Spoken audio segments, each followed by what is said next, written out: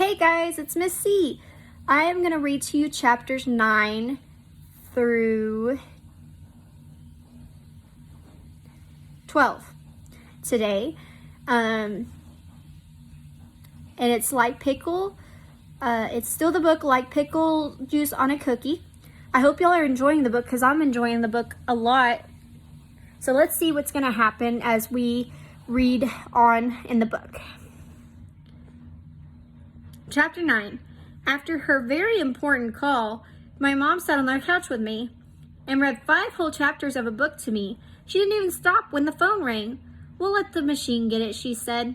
And then when we got to the happy ending, my mom's eyes got red and her cheeks got blotchy. "Are you crying?" I asked. She laughed and I touched her eyes. "I guess I am," she said. "I always do. It's true. My mom always cries at happy endings." All of a sudden, as I was watching her cry, I glanced at her neck, where she sometimes wears a fancy scarf. My own face got hot, and my heart felt funny. I jumped up. "Wait right here," I said. "I'll be right back." Then I ran to my room and threw aside my pillow and grabbed the cherry scarf, which looked a little crumpled. I smoothed it as best as I could against the top of my leg and ran to my mom's room and pulled open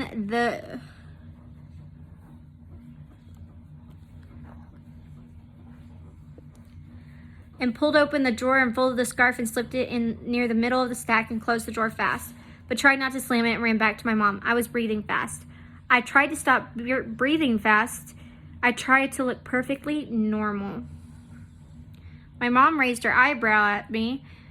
"What's going on?" she asked. "Nothing," I said. "Are you sure?" she asked. "I'm sure," I said. And then, hoping to distract her, I said, "Can we make some grilled cheese?" It was a perfect distraction. "I love grilled cheese," my mom said. We went into the kitchen, and as I watched her take the bread and the cheese and the butter out of the refrigerator, I decided that I never wanted to see another fancy scarf again. Chapter 10. The next Sunday, as my mom was leaving to visit her aunt, my dad came into my room. "Guess who I just saw in the lobby?" he asked. He looked very happy. I couldn't think of a neighbor who would make him so happy, so I said, "George Posada?" George Posada is a New York Yankees baseball player. My dad loves George Posada. My dad laughed. "It wasn't George," I asked. "Then who?" "Agnes," he said, "from the apartment upstairs. She was there with her mom. I invited her to come play with you, and she's coming." My mouth dropped open, and I sat straight up. I started shaking my hands at my dad. "I don't like Agnes from upstairs," I said. "You don't?" he said. He didn't look happy anymore. "No," I said, "I don't. Agnes from upstairs is scary. She never talks to me or smiles. And one time, in the lobby near the doorman's desk, she jumped on her brother, and they both fell on my feet, and I tripped over them and landed hard on my arm. Bibi was there. She helped us up and fussed at them. "You see all these people," she said, wagging her finger at them. "You can't be so wild." And then she brought Agnes and her brother to their dad and took me upstairs and put ice in a bag and laid a towel on my arm and held the ice on the towel on my arm for a good long time. I liked sitting there with Bibi holding her ice on my arm, so I never told her that before she even started my arm was feeling fine. I said to my dad, "I don't want to play with Agnes, but your friend Pearl is away." He said, "So many of your friends are away and I want you to have fun. Summer is supposed to be fun." "Agnes is not fun," I said. "Oh dear," my dad said. "I'm not sure what to do." He looked worried. "Call her mom," I said. "Tell them not to come." "But Agnes might feel very hurt," my dad said. I glared at him. He still looked worried. Finally, I said, "If Agnes is coming over, you have to stay with me the whole time." "I will," he said. "I promise." Chapter 11. A little while later, the doorbell rang. Agnes was there with her mom. "We should do this all the time," her mom said.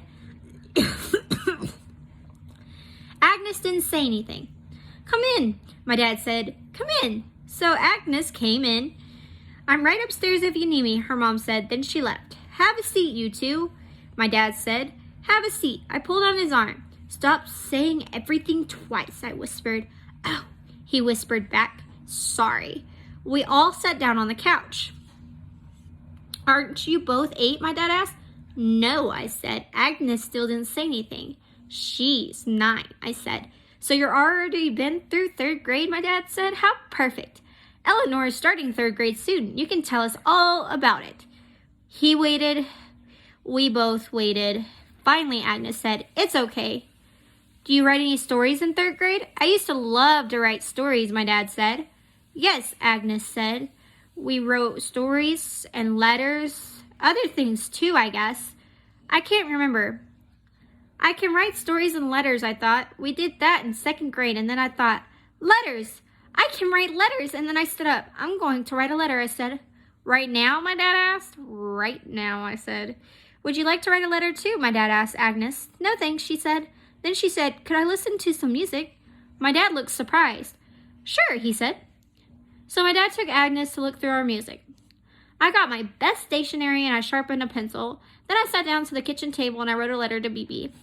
I wrote, Dear BB, Agnes from upstairs is here. Dad invited her. He didn't even ask me first. Don't worry. She's being very calm. Yesterday, Mom bought me new pants, so I will have them for school. They're too big. Nobody here can sew except for you, and you left. So I have to wear a belt. Here's a picture of me and my 2 big pants. And here's a picture of calm Agnes on our sofa. I miss you every single day. I really do. And I love you a million trillion. Love, Eleanor. I didn't want Agnes to see my letter because it was private. And she might feel funny since I wrote about her. So I folded it up right away and pushed it in an envelope and wrote my return address in the corner, just like we did in 2nd grade. Then I went to find my dad to get BB's address. He was standing with Agnes by the stereo. They were singing a Beatles song. My dad does not sing very well, but Agnes from upstairs sounded beautiful. My dad smiled at me. Want to sing with us, he asked. No thanks, I said. I need BB's address. So my dad got BB's address while Agnes sang. I liked listening to Agnes sing, but I was ready for her to go home. Finally, as she went upstairs with her mom, I went downstairs with my dad and I mailed my letter to BB. Chapter 12. As soon as my mom came home, I told her I wrote a letter to BB. That's nice, she said. But I could tell she wasn't really listening. She sat down on the couch and patted the space next to her, so I sat down beside her. I'll have to go back to work soon, she said. We need to find someone to help us. Someone to be with you during the daytime until the end of summer and then pick you up from school when 3rd grade starts. I don't want a new babysitter, I said. I understand that, my mom said. I really do. But we don't have a choice. Your dad and I both work. I could stay by myself, I said. No, my mom said. You really couldn't. I knew that. But still, I won't like anyone else, I said. I understand, my mom said. No one in the world is as good as BB, I said. I know, my mom said, but maybe we can find someone who is not too terrible. I heard about somebody named Natalie. Maybe we could give her a try? Do we have to, I asked. We have to, my mom said. Fine, I said, but I didn't like it. All right. Well, let's see how she does with the new babysitter in the next chapters. And I hope y'all have a wonderful day. And this is Miss C.